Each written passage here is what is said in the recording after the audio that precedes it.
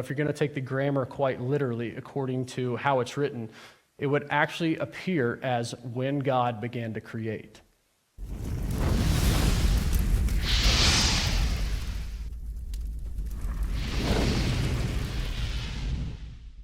We're going to start in Genesis 1:1, and we're going to break it down from here.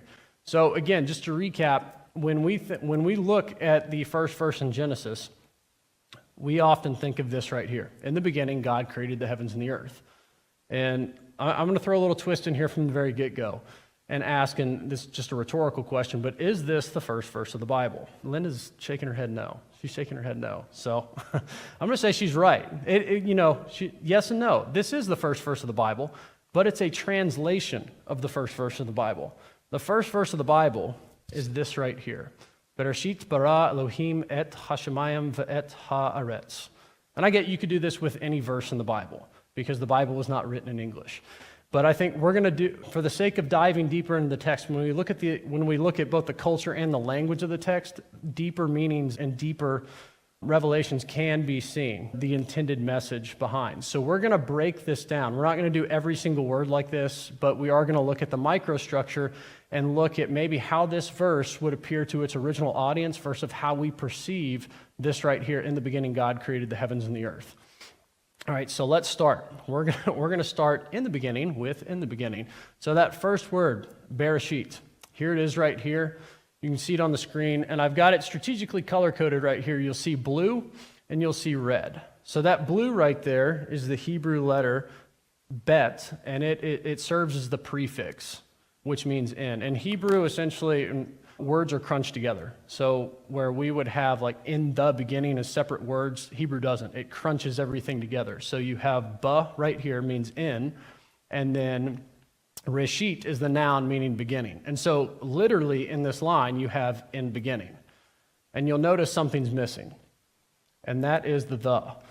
Because in Hebrew, you'll see those little vowel markers under here, which we'll get to in a minute. There is no the on the vowel markers. Now, to illustrate this, and I promise we're not going to go on a grammar spiel all night. I'm just establishing it at the beginning. So this is not a course on Hebrew grammar. This is an important point with dealing with this first verse here. But we have this word again, Bereshit, means in beginning, literally. Here's another word in Hebrew just to show where the is actually present. This is the word Ba'arev, and it means in the evening. And if you see that small T right here, that is the vowel marker in Hebrew that actually represents the definite article the. So here we actually have in the evening, whereas Bereshit, we just have in beginning. And because of our English, it is we have to have an article per our grammar rules in place. And so that's why we see in the beginning. And we'll get into why this is important. I'm not just trying to harp on this one little issue. But I do want to make a point before I go on, just to be fair to the issue at hand here, that vowel markers, these little dots and dashes that you see up here, were not in the original Hebrew. Hebrew was a vowelless language for a very long time, until about between 500 and 1000 AD. There was a group of scribes known as the Masoretes, and they essentially, their primary task, what they got together because people wanted to know, that came from a non-Jewish background that didn't speak Hebrew. They wanted to know how to read the text or how it should be pronounced. And so what this group of scribes did is they got together, and this is their best known contribution, they actually established a vowel system. And the way that they did this was they had been passed down on how to pronounce things. It'd be very much in English, like if we saw the phrase THE space DG space RN. We would know the vowels to put the dog ran. We wouldn't put just random vowels in there. We would know. And they did the same thing, both passed down from oral tradition. They preserved the sounds of the words. And so I say all this because this point right here, there's no text in existence where the phrase in the beginning in Genesis 1:1 has that definite article. And this is why it's so important. Again, not just to harp on this first and opening phrase. Because without the definite article in place, it does not necessitate a textual understanding in the Hebrew where in the beginning must refer to the absolute beginning. In other words, the absolute first beginning of time. And we can see this throughout the Hebrew Bible. Here's 4 examples right here, 3 of them from Jeremiah, and then, all 4 from Jeremiah, But the phrase Bereshit occurs here. We'll just look at the first one because they're all used in the same way. In the beginning of the reign of Jehoiakim, the son of Josiah, king of Judah, this word came from Adonai. And so we see the phrase in the beginning here, but it doesn't refer to the absolute beginning, is the point that all four of these verses illustrate. It's the specific beginning of a specific reign of a specific king of Judah, not an absolute beginning. It's the same phrase that occurs in Genesis. Now, to be fair, there are other places in the Bible where this does occur as being understood from the absolute beginning. Now, this is a related Hebrew phrase. It's not the same Bereshit. It's the same Reshit word, but it does have a different prefix on it. But as we see in Isaiah 40, verse 21 here, I'll read this first one. Do you not know? Do you not hear? Has it not been told to you from the beginning? Have you not understood from the foundations of the earth? And so this would seem to think that Jeremiah was the last slide, Isaiah would be referring to an absolute beginning here.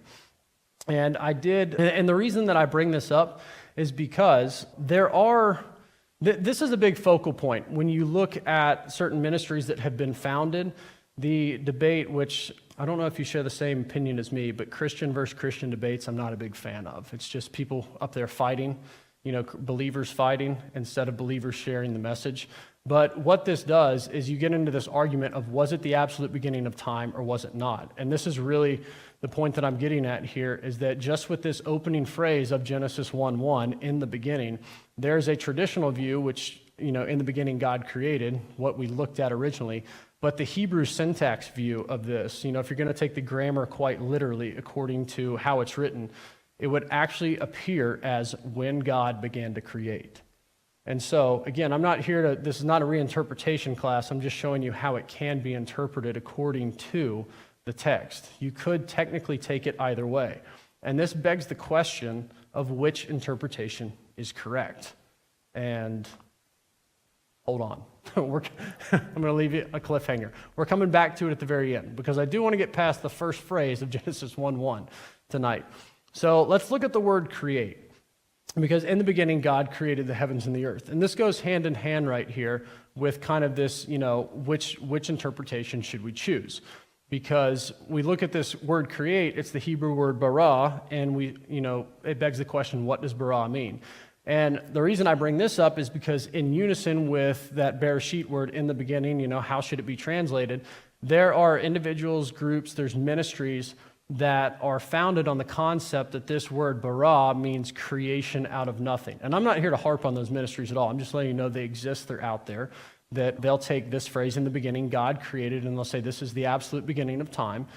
And they'll use this phrase as a proof text that it refers to what we understand in our modern terms as the known universe. And again, I'm not here to say that they're wrong. That's not what I'm saying at all. I'm just letting you know that that's kind of the one train of thought that flows from this opening line of the text. So we're going to look at bara real quick. This is just a breakdown of how it's used in the Hebrew, or how it's used in the Bible, so that you know that I'm not making up what it means. It is the word to create, but we're going to see how it's used, and we're going to try and answer the question, does it actually mean creation out of nothing? And it's not going to take us too long to get into that can't be what it means unless there's a lot of contradictions within the text. So we're going to jump ahead to Genesis 2, verse 4, and it reads this: These are the generations of the heavens and the earth, when they were barad, when they were created, and the day that the Lord God made the earth and the heavens. So right here, as you can see up on the screen, there's two different words to describe the creation of the heavens and the earth. One is the word bara that we just looked at, but the other one is the Hebrew word asah, which it translates as God made the earth and the heavens. Here's how asah is used in other places in the Bible. This is the Ten Commandments referring to the Sabbath. It says, for in 6 days the Lord asad heaven and earth, the sea and all that is within them, and rested on the Sabbath day. So this is a reference back to that creation in Genesis 1:1. And what we also see is this word asah back in Genesis 3:21. It's used to describe God making for Adam and Eve garments of skin to clothe them in. So this word asah here, we can see from this that God actually took the skins of an animal and made clothing for them, so that this is not a creation out of nothing event. And so given that these two words, bara and asah, are related, and how they are used interchangeably in reference to the creation, we can see that bara might not mean creation out of nothing. There's also one other word that's used, and it's the Hebrew word yotzer, and this is where it's used in Genesis 2:7. Then the Lord God formed the man of dust from the ground and breathed into his nostrils the breath of life. Now, in Hebrew, the word for man there, it just means the human. He's talking about creating humans. But right here, we have the word formed, and God does forming out of dust here. And so this is, again, where God is taking something, pre-existing material and forming something. And then here is kind of the big word. This is the poster verse of this whole bara event, right, or this whole bara discussion. And it comes from Isaiah 45. Again, this is a reference back to God creating in Genesis. And this is what it says. For thus says the Lord, who created, who barad the heavens. He is God. Who yotzered the earth and asad it. He established it. He did not bara it empty. He yotzered it to be inhabited. And then the Lord speaks and says, I am the Lord, there is no other. So we can see all of these words are used interchangeably right here to refer back to the same creation event. And we've seen other places where yotzer and asah, these words in blue and yellow, that are related to bara and synonymous with it, do not mean creation out of nothing. And so what's going on here? What actually makes bara unique in the text? And here's what makes it unique. Yahweh is, anytime that bara is used, Yahweh is always the grammatical subject in the subject to the, in relation to what is being created. So baraing is a specific kind of creating that only God can do, that only Yahweh can do. And it's the writer's way of communicating that bara is special and unique, again, to Yahweh, and that no other human or God can claim to be creator or can create in the same way that he can. It's to give a specialness and a uniqueness to God. And so when we look at bara, we don't have to have in mind that this must mean creation out of nothing. We can rather look at it as this is something only unique to our Creator. All right, so now that we've gone through the first five words of verse 1, let's go on to the heavens and the earth. And this is where it gets really fun. I really like this one right here. So when we look at the word heavens and earth, we have two Hebrew words again. For heavens, it's shamayim, and earth, it's aretz. And so, again, I love this part. This is where it gets fun. So the original audience did not view the words translated the heavens and the earth in the way that we do, or the concept of these words. Again, we looked at that deep space view at the very beginning. This is our modern view of Earth. We've got looking out from one of the spaceships, and then back in the heavens, the sky, we can see all the galaxies. We have that now. That was not the case for the ancients, and this is virtually across the board. I'm just, much of what I'm doing, actually all of what I'm doing tonight is I am compiling resources together. I want just so that I'm not making up this information. I am taking what people who have dedicated their life, studying the Bible at a very high level, and many of them being confessional believers, and taking that information and sharing it here with you tonight. But the word, again, heavens that we looked at, shamayim, quite literally just means skies. And the word aretz, which we see as earth, literally just means the land, as in the land that you stand on or the land that you can look out and see. And virtually every scholar out there agrees on what I'm about to read here. I just like the simple way that Tim Mackey at the Bible Project put it. He says this, that the Hebrew aretz, again, land, does not mean globe earth. That is a modern meaning of the English word earth that depends upon a concept of the planet as a sphere, which was not available to the biblical authors at the time. A much more appropriate English word for translating aretz would be land. And again, this is his simple way of putting it, but when you look into this discussion, if you read on it, virtually everyone is going to be in agreement here at that, scholarly level. This really, and again, this picture, I share this picture to let you know that there's discussion around it. This is not an absolute founded on. I'm just letting you know that the majority of scholarship, again, confessional scholarship as well as non-confessional scholarship, will agree on this as being how the ancient Israelites, and really the entire culture that they came from, not just unique to them, but the entire ancient Near East at the time of them, this is how they perceived the earth, the heavens, and the sky, etc. You can think of it, if you want to, like a snow globe. And so you have the earth right here, And then you'll read verses throughout the Bible where the mountains are the pillars of the sky. And so you actually have the pillars right here holding up the sky. And then in Genesis, where we'll get to next week, it talks about God separating the waters below and above. And so we have this idea of the waters being above. Again, we'll cover that in week 2. There's actually even Psalm 29, verse 10, I believe. Yes, it says that the Lord sits enthroned over the flood. When it talks about God sitting up high, so the flood being the flood waters above. And so there is this type of language in there.